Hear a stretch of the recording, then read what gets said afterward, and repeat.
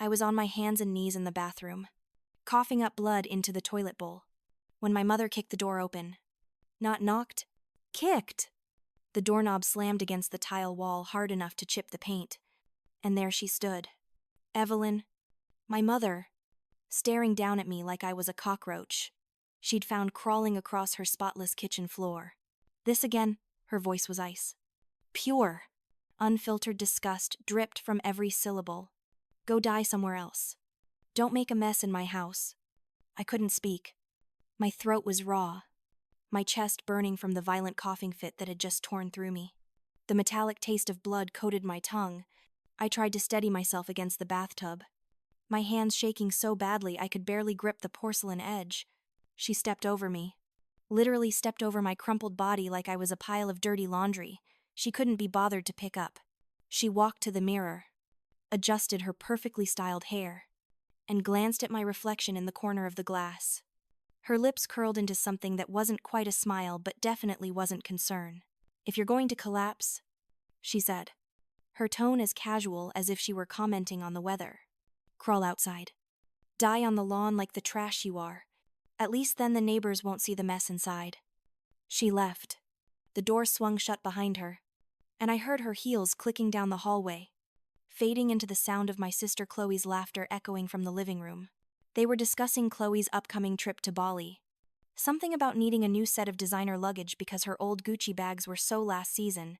If you're shocked by what you just heard, hit that like button and subscribe because this story gets so much darker before it gets better. Drop a comment and let me know if you've ever dealt with a toxic family situation like this. Now let me take you back to the beginning and show you how I got here. 6 months earlier, I had been diagnosed with stage 3 cancer. The doctor's words had felt surreal, like they were happening to someone else.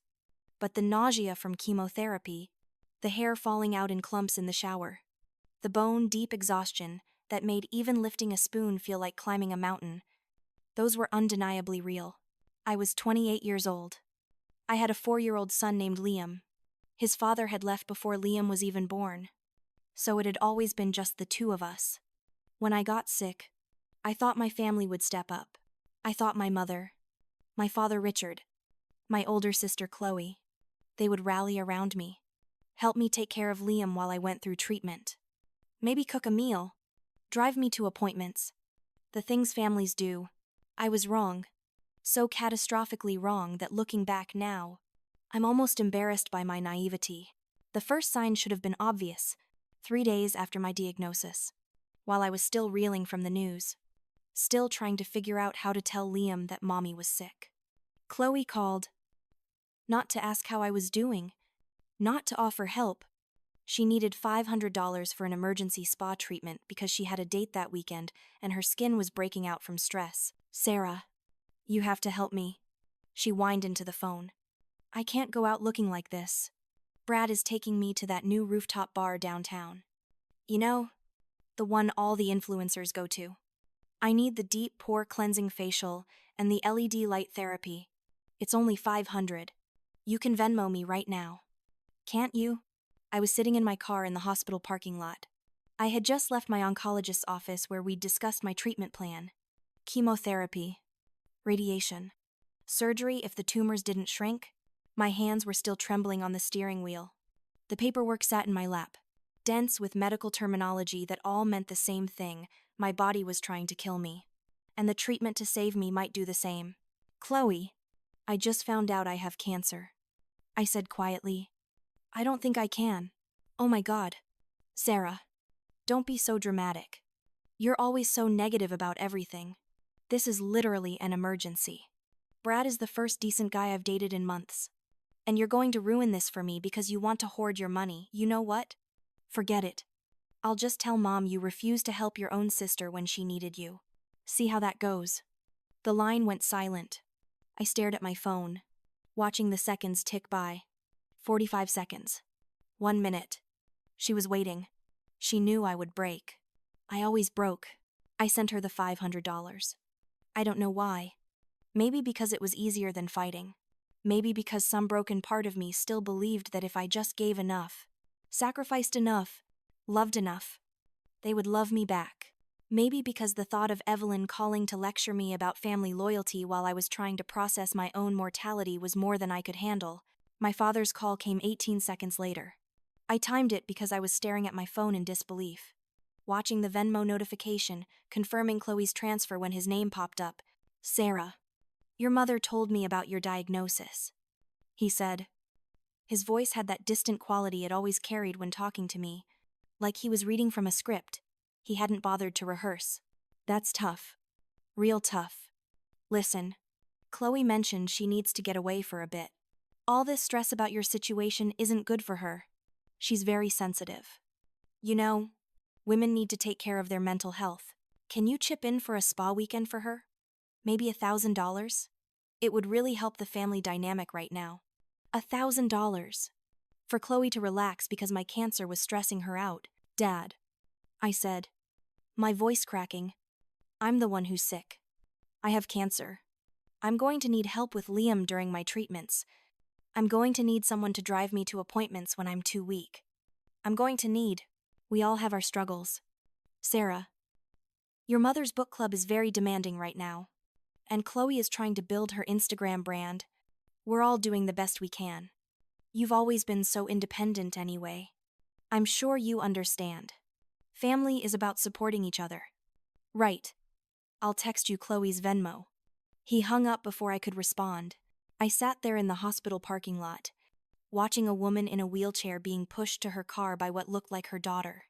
They were laughing about something. The daughter was careful, pushing the wheelchair over the speed bump.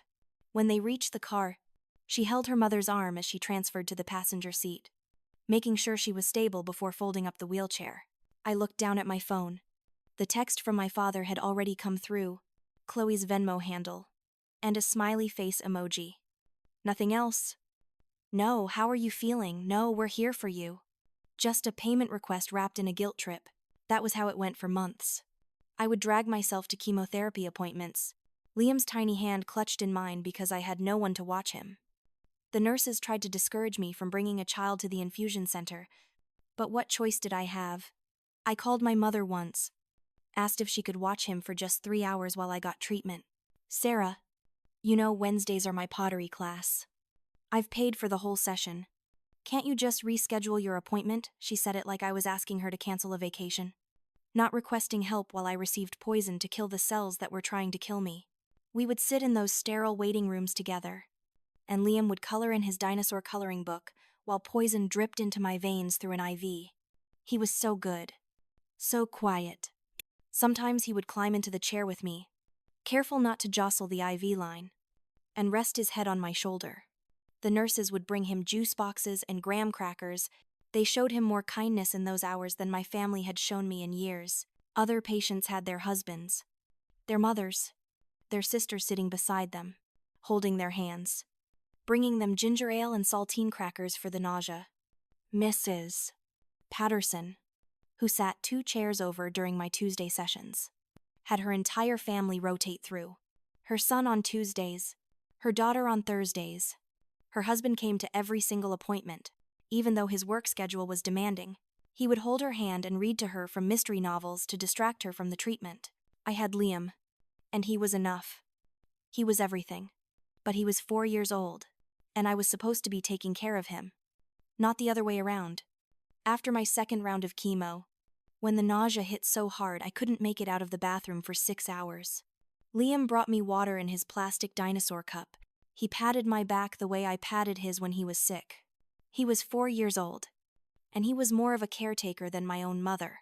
Meanwhile, Chloe was posting Instagram stories from her spa weekend. Cucumber water and plush robes. #blessed. #self-care. My mother was complaining in the family group chat that her yoga instructor had changed the class time and now it conflicted with her Tuesday nail appointment.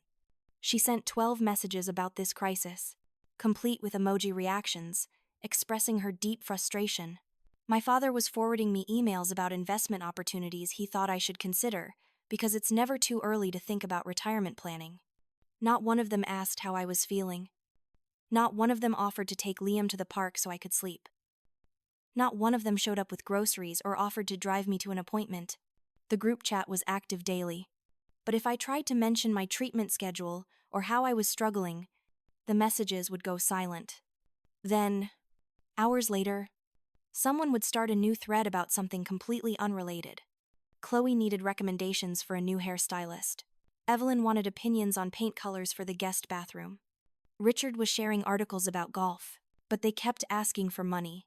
2 weeks after my first chemotherapy session, when I was still figuring out the rhythm of the nausea and learning which foods I could keep down, Chloe needed new headshots for her social media consulting business, $800 for a professional photographer, plus another $200 for hair and makeup. It's an investment in my future. Sarah, you understand business. This could really take off if I just get the right exposure. I was literally losing my hair in clumps, and she needed $800 to photograph hers perfectly styled. I sent the money. I told myself it was temporary. I told myself that once they saw how sick I really was, they would step up. They would become the family I needed. 3 weeks later, my mother called. Not to check on me. She needed money for a new patio furniture set because the old one was getting rusty, and what would the neighbors think? $2,000 for teak furniture that would look better for her weekly wine gatherings with her book club friends. Mom, I'm having trouble keeping up with my medical bills right now, I said carefully. The insurance doesn't cover everything, and I've had to cut back on work because of the treatments. Sarah, don't be selfish. This is for the family home. You'll benefit from it too when you come over. Besides, I'd help you if I could, but we're stretched thin right now. Your father's golf membership went up, and we're trying to refinance the house. Just this one thing. Sweetheart, for your mother, I sent the money. I worked extra hours when I could barely keep my eyes open. I took on rush projects that paid more, even though the stress made my symptoms worse. I survived on ramen and peanut butter sandwiches so Liam could have proper meals. Then my father needed help covering some unexpected tax penalties. $1,500. It's just a timing issue. Sarah, cash flow problem. You know how it is. I'll pay you back next month. Next month came and went.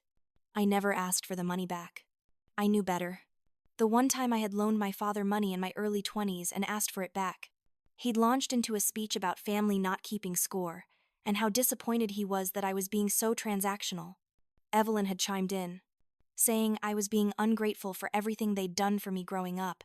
The message was clear. Money flowed one direction in this family. And it wasn't toward me. I gave them all of it. Every cent I could scrape together. I was working from home when I could, doing freelance graphic design between treatments, pushing through the exhaustion and brain fog because Liam needed to eat and I needed to keep the lights on, and apparently, I also needed to fund my family's lifestyle. The breaking point started building on a Tuesday afternoon. Though I didn't recognize it at the time, I was at the cancer center for my weekly treatment. Liam was with me again because I had no other option. We were in the infusion room, and I was watching him play with a donated toy truck on the floor beside my chair when I noticed the family across from us. A woman, maybe in her 60s, was receiving treatment. Her daughter sat on one side of her, holding her hand and quietly talking to her about something that made them both smile. Her son sat on the other side, scrolling through his phone but occasionally looking up to ask if she needed anything. When she said she was cold, he immediately got up and retrieved a heated blanket from the nurse's station. Her husband stood nearby, talking to the nurse, asking detailed questions about side effects and medication schedules. He had a notebook and was writing everything down. They looked tired. They looked worried. But they looked like a family. A real family. The kind that shows up. The kind that cares. The woman caught me staring and smiled. First time here, she asked. No, I said. I've been coming for a few months now. Is this your support person? She nodded toward Liam, her expression softening with concern. This is my son, Liam. He's 4. Her daughter's face registered shock, then quickly shifted to poorly concealed pity. The woman herself looked at Liam, then back at me, then at the empty chairs around me. She didn't say anything, but I could see the question in her eyes. Where is everyone else? He's very well behaved, I said, defensive for reasons I couldn't quite name. He doesn't mind being here. I'm sure he's wonderful, the woman said gently. But honey, you shouldn't have to do this alone. Do you have other family who can help? I opened my mouth to defend them, to make excuses, to explain about the pottery class and the golf membership and the Instagram brand, but the words stuck in my throat. Liam looked up from his toy truck and said, in the clear, the matter-of-fact voice that only 4-year-olds possess, "Mommy is always alone, but it's okay. I help her." The daughter's eyes filled with tears. She looked away quickly. The son cleared his throat and suddenly became very interested in his phone. The woman reached across the space between us and squeezed my hand. She didn't say anything. She didn't have to. I looked down at Liam, who was making engine noises with the toy truck, completely unaware that he had just spoken a truth that shattered something inside me. Something that had been cracking for months, but that I'd been desperately trying to hold together with hope and denial and the stubborn belief that blood meant something. This was my life. This was what I had accepted as normal. My 4-year-old son as my only support system while I fought for my life. My family asking me for money while I could barely afford my copays. My mother telling me to reschedule chemotherapy because it conflicted with her pottery class. The nurse came to check my vitals. "How are you feeling today?" "Sarah." I almost said fine. It was automatic. But instead, I heard myself say, "I'm not okay. I'm really not okay." She pulled up a chair. "Tell me what's going on." And for the first time, I did. I told her about Liam being my only support. About my family asking for money but never offering help. About having to choose between buying groceries and paying for anti-nausea medication because my insurance had denied coverage. About collapsing in the bathroom 3 days ago and lying there for 20 minutes because I was too weak to get up, and I couldn't call for help because Liam was at preschool, and calling my mother would just result in a lecture about being dramatic. The nurse listened. When I finished, she said, "Have you talked to social services? I don't qualify for assistance. I make too much money on paper. Because I was working myself into the ground to support everyone else. Let me connect you with someone. There are programs specifically for your situation. You shouldn't be going through this alone. And you definitely shouldn't be financially supporting other adults while you're fighting cancer." That afternoon, I had a phone consultation with a social worker named Maria. I sat in my car in the hospital parking lot while Liam napped in his car seat, exhausted from the long day. Maria asked me questions. Detailed questions about my income, my expenses, my living situation, my support system. When I told her about my family, there was a long pause. "Sarah," she said carefully, "what you're describing is financial abuse. They're just going through a tough time." I heard myself say, "They need help. You're going through chemotherapy.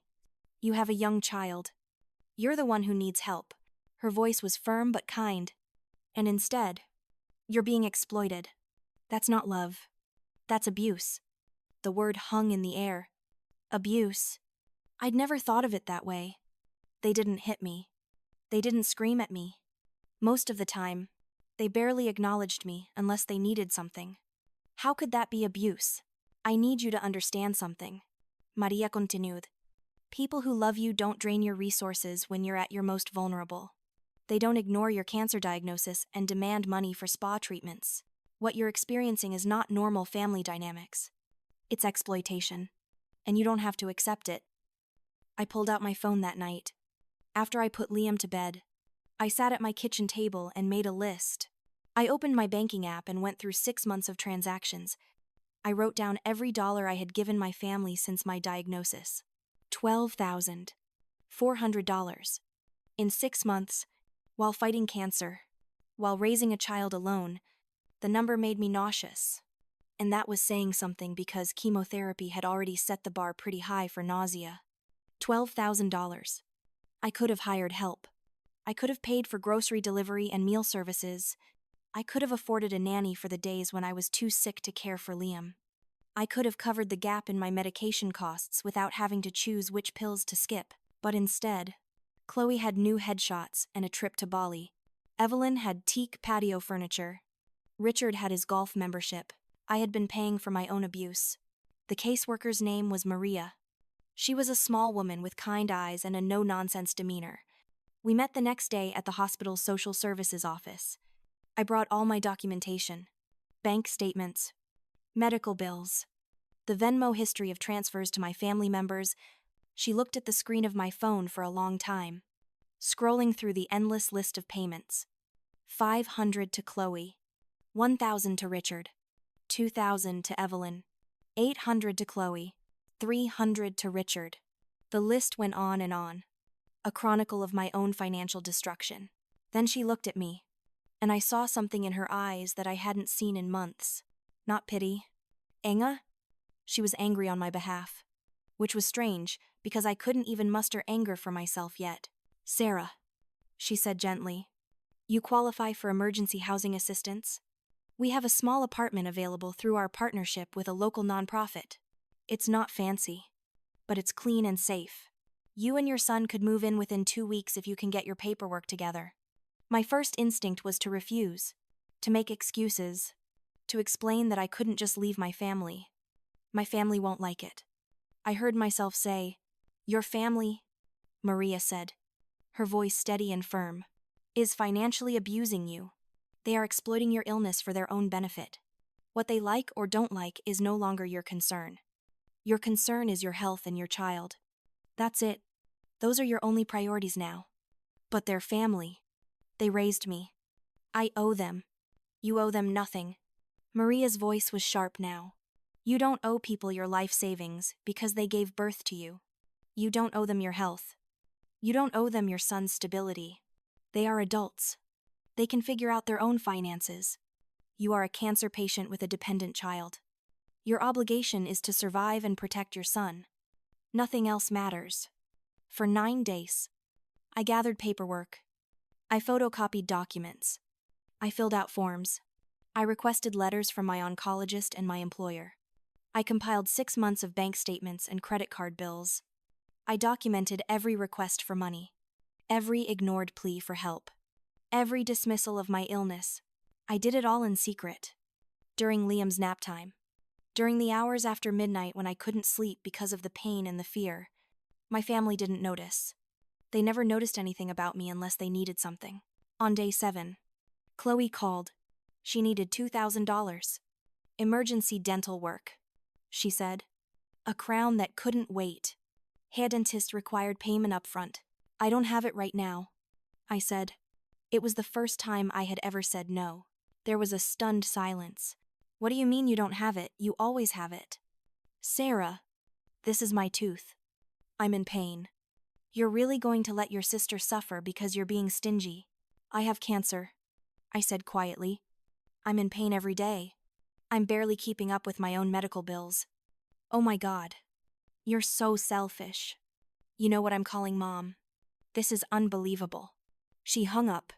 10 minutes later, Evelyn called. What is this I hear about you, refusing to help your sister? After everything we've done for you, we raised you. Sarah, we gave you a home. We supported you when you got pregnant with that boy and his father left. This is how you repay us. That boy. She meant Liam. My son. Her grandson. Reduced to that boy like he was a stray.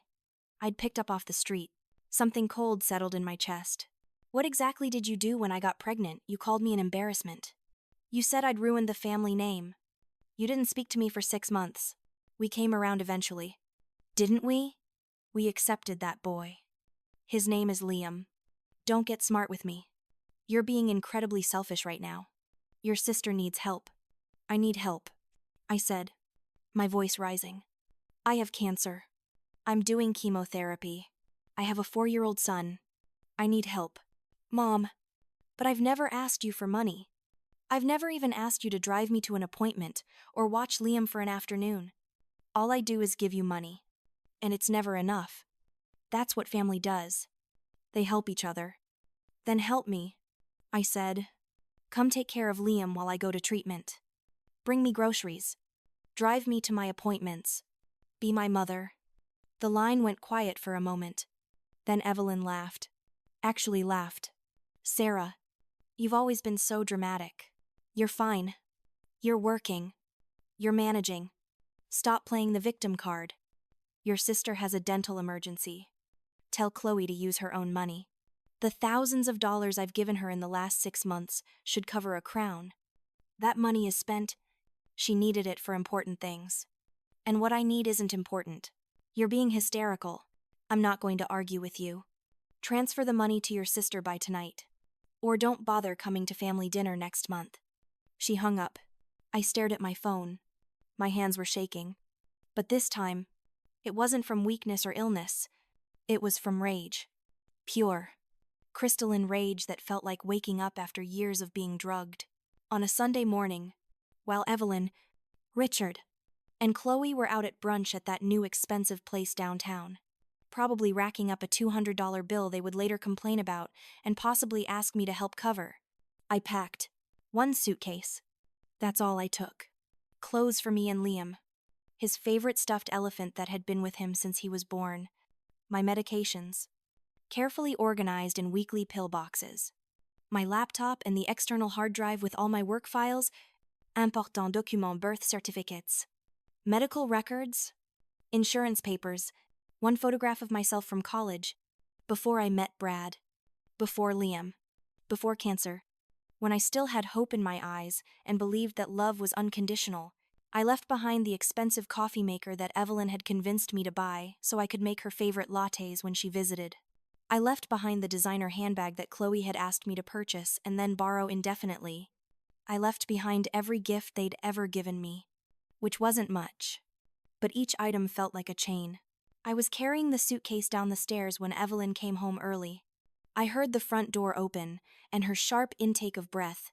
She stood in the doorway, blocking my exit, staring at the suitcase in my hand. Behind her, I could see her Mercedes in the driveway, the one she'd bought last year with money Richard had borrowed from me. "Where do you think you're going?" Her voice was sharp, accusatory. I looked at her. Really looked at her. She was wearing a designer blouse that I had helped pay for with the money she'd requested for her wardrobe refresh last fall. Her nails were freshly manicured, probably at the salon. I had Venmo'd money to just last week for her standing weekly appointment. Her hair was styled in perfect waves that cost more than my groceries for a month. She looked polished, put together, expensive. She looked nothing like a woman whose daughter was dying. "Somewhere I won't be treated like garbage," I said. My voice was steady, calm. I barely recognized it as my own. She laughed. It was a cruel sound, all edges and mockery. "You won't last a week without us. You're sick. You're weak. You need us. Where are you even going to go? You can't afford to live on your own. Not with your medical bills. You need us. Sarah, you've always needed us. You've never cared whether I live or die," I said. The words came out factual, observational. "Why would I need you?" Her face flushed red. "How dare you speak to me that way? I'm your mother. After everything I've done for you, this is the thanks I get." "What have you done for me?" I asked. I wasn't being rhetorical. I genuinely wanted to know. In the last 6 months, since I got diagnosed with cancer, what have you done for me that wasn't about taking money? I've been emotionally supportive. I've listened to you complain. You told me to reschedule chemotherapy because it conflicted with your pottery class. That was one time. You're always so focused on the negative. You told me to die on the lawn so I wouldn't stain your bathroom floor. Her eyes flickered. For a moment, just a moment, I saw something that might have been shame, but it passed quickly, replaced by indignation. You're taking that out of context. I was stressed. You know how your dramatics affect me. I walked past her. She grabbed my arm, her manicured nails digging into my skin hard enough to leave marks. "You're making a huge mistake," she hissed, her face close to mine. "We're family. You can't just leave your family. What will people think? How will this look?" I pulled my arm free, leaving red crescents from her nails on my skin. "Watch me. You're being selfish. Ungrateful. After everything we've sacrificed for you." "What have you sacrificed?" I asked. "Name one thing." She opened her mouth, closed it, opened it again. We gave you a place to stay when you needed it. I paid you rent. That was higher than market rate. You charged me $1,200 a month to live in your basement with my infant son. We gave you family, support, love. You gave me bills and guilt trips and constant criticism. That's not love. Mom, that's not what love looks like. Liam was already in the car, buckled into his car seat, clutching his elephant. I had gotten him settled before bringing down the suitcase. Knowing there would be a confrontation, I got into the driver's seat, my hands shaking as I gripped the steering wheel. Evelyn was standing on the front steps now, her phone out, probably already calling Richard or Chloe or both. I started the engine and drove away. I didn't cry. I didn't look back in the rearview mirror.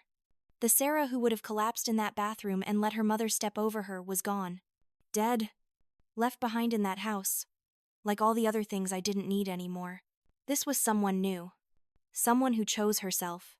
Someone who chose her son. The apartment was small. A one-bedroom in a subsidized housing complex about 20 minutes from the hospital. The walls were beige and dingy with scuff marks from previous tenants. The carpet was worn, with a suspicious stain near the window that I decided not to examine too closely.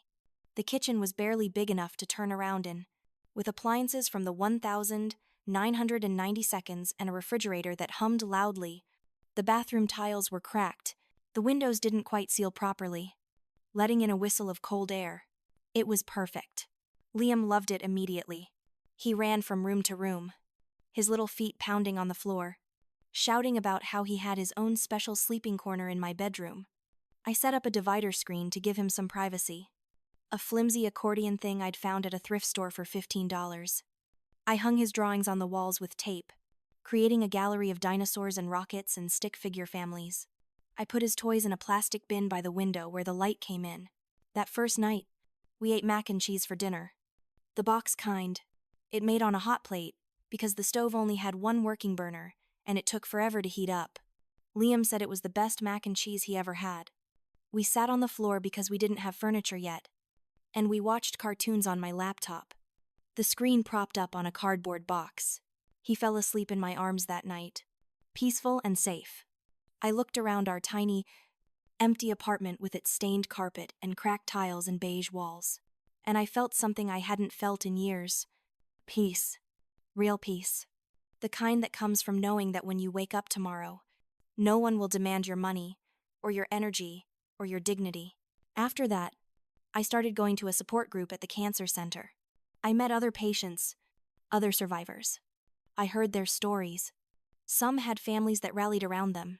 Others, like me, had discovered that illness reveals who people really are. And sometimes the reveal is devastating.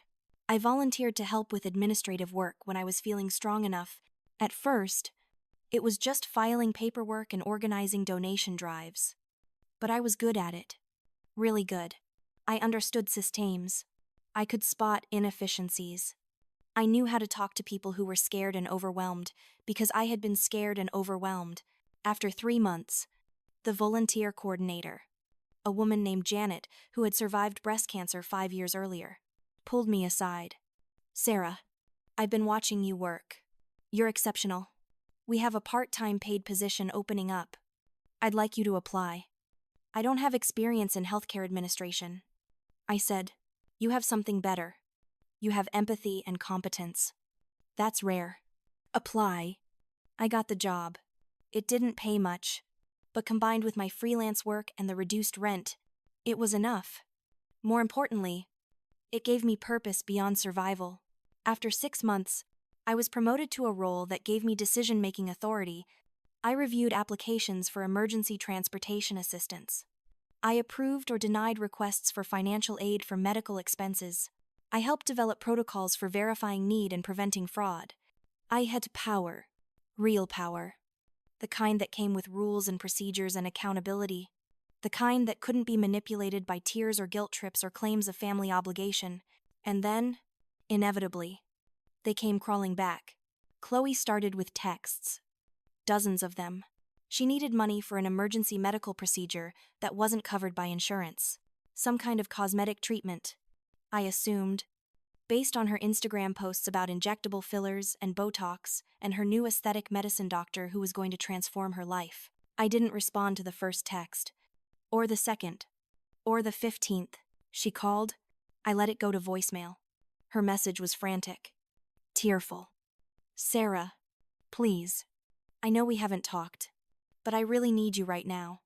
This is serious. Call me back." It's an emergency.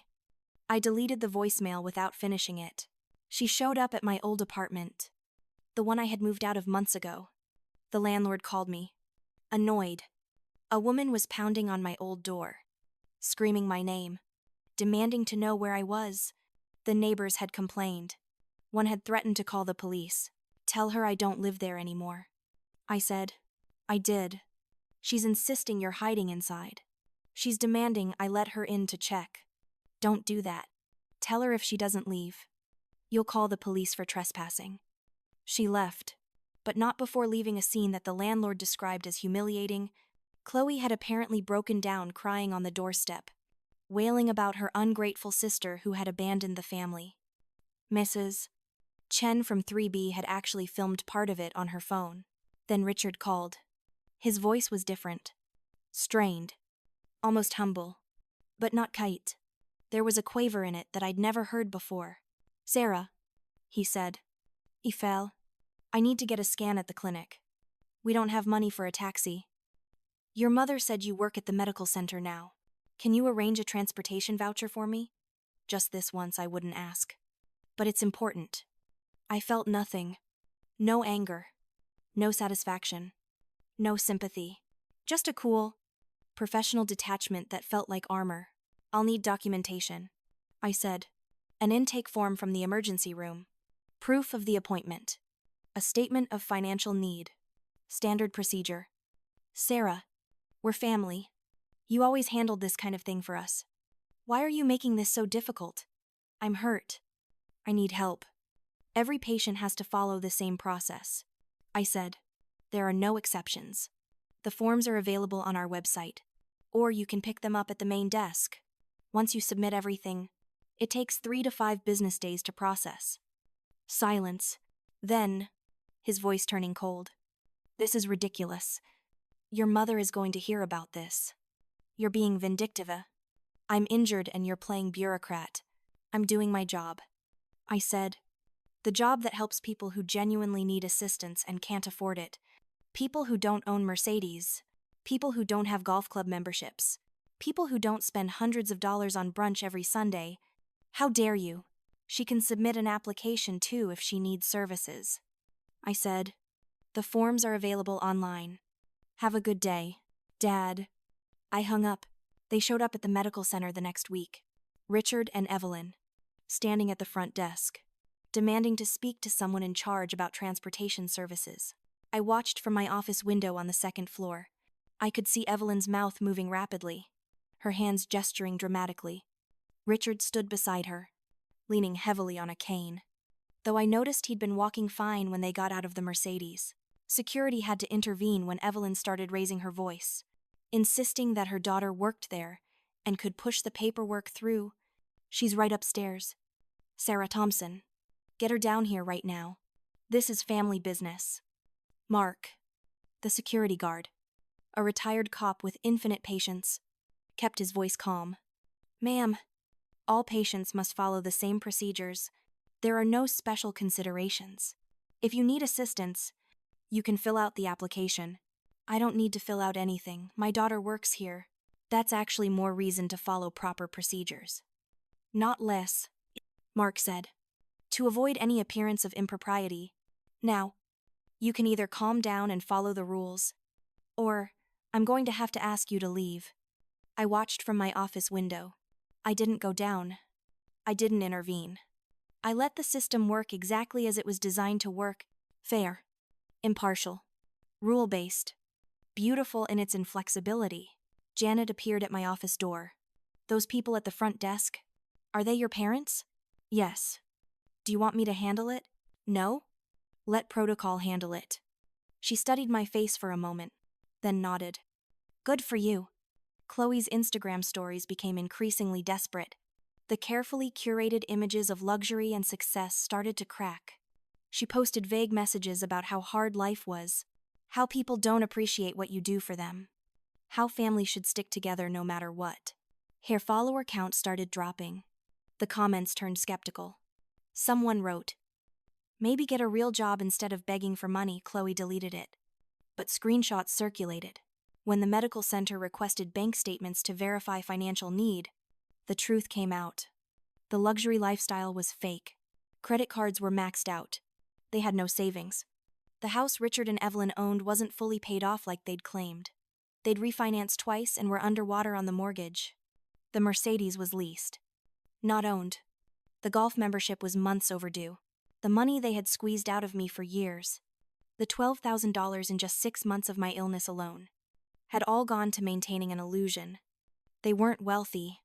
They weren't even middle class. They were drowning in debt and had been using me as a life raft while I was drowning myself. I didn't gloat. I didn't celebrate. I just kept doing my job, processing applications, following procedures, treating everyone, including my own family, with the same standard of professional courtesy and bureaucratic efficiency. One afternoon, I was at the park with Liam. He was on the swings, pumping his legs, laughing as he soared higher and higher.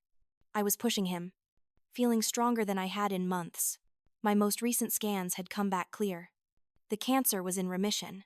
My hair was starting to grow back, soft and fuzzy like a baby's. I had gained back 10 of the 30 pounds I'd lost. I looked like myself again, or at least like a version of myself that I could recognize. I saw Richard standing at the edge of the playground. He looked smaller somehow, hunched, defeated. His face had new lines I didn't remember. His clothes hung loose, like he'd lost weight. He raised one hand, hesitant, like he wasn't sure if he was allowed to wave. I didn't wave back. I kept pushing Liam on the swing, watching my son's joy, his absolute trust that I would be there to catch him if he fell. That evening, Richard called. His voice shook in a way I had never heard before. My father, who had always been so controlled, so distant, so sure of himself, sounded like he was coming apart. "Are you okay?" he asked. "We're fine," I said. "Sarah, He stopped, started again. "I want to apologize. I want to make things right. We can change. Your mother and I. We can do better. Chloe too. We can be the family you need. Please. We're struggling. Things have been hard. We need help." I listened. I let him talk. He promised and pleaded and made all the right sounds of contrition. When he finally stopped, I waited a few seconds before responding. "I don't need you to change," I said quietly. "I just needed you to stop hurting me. And since you wouldn't do that, I did it myself." "But we're family," he said, his voice breaking. "Family is supposed to show up," I said. "Family is supposed to care. You never did either. You just wanted someone to pay for your life. I'm not that person anymore. Can we at least talk? Can I see Liam?" "Not right now," I said. "Maybe someday. But not now. I'm still healing. We both are." I ended the call. Liam ran into the room, clutching a drawing he had made at school. It was a picture of the two of us, stick figures holding hands under a bright yellow sun. He was smiling in the picture. So was I. "Look, Mommy, it's us being happy. It's perfect," I said, pulling him into a hug. "It's exactly right." A few weeks later, Evelyn showed up at my door. She wasn't wearing designer clothes this time. She looked tired, older. Her hair was graying at the roots where she'd normally have fresh color. She wore jeans and a plain sweater, both looking worn. She held a small bag in her hands, some kind of care package. I assumed. "I need help," she said. No preamble, no apology, just a simple statement of need. "I have a doctor's appointment next week. No emergency, but I can't afford the taxi. Can you help?" I looked at her. This woman who had told me to die on the lawn so I wouldn't stain her floors. This woman who had stepped over my bleeding body without a second glance. This woman who had charged me for her love and then never delivered it. I handed her a printed information sheet.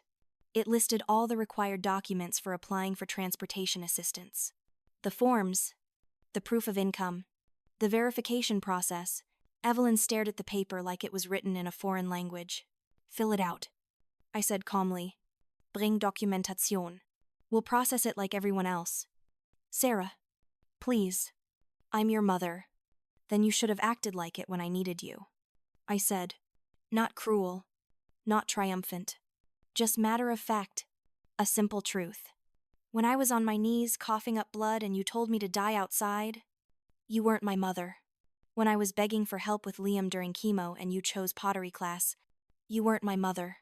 When you took thousands of dollars from me while I was fighting for my life, you weren't my mother. You were just someone who wanted something from me, and I don't give to people like that anymore. She left without another word. I closed the door and turned around. Liam was sitting on the floor, playing with building blocks.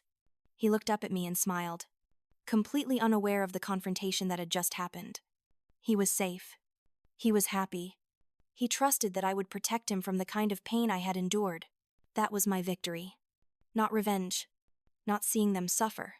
Just this. A small apartment where my son could play without fear. A life built on my own terms. A future where I got to decide who was worthy of my time. My money. My love. The next time I saw Richard, it was by accident. I was at the park again with Liam. Richard stood at the edge of the fence, watching us. He raised his hand. Not demanding. Not expectant. Just a small gesture. Testing whether the door was open. I didn't move to open it. I kept my hand on the swing chain and pushed my son forward into the sunlight. Some doors, once closed, are meant to stay that way. Have you ever had to cut off toxic family members to save yourself? Do you think people like this ever truly change? Or are they just sorry they lost their source of support? Drop your thoughts in the comments below. If this story resonated with you, hit that like button and subscribe, because standing up for yourself is the most important thing you'll ever do. Remember, you can't pour from an empty cup, and you're not obligated to set yourself on fire to keep others warm. Sometimes the most loving thing you can do is walk away.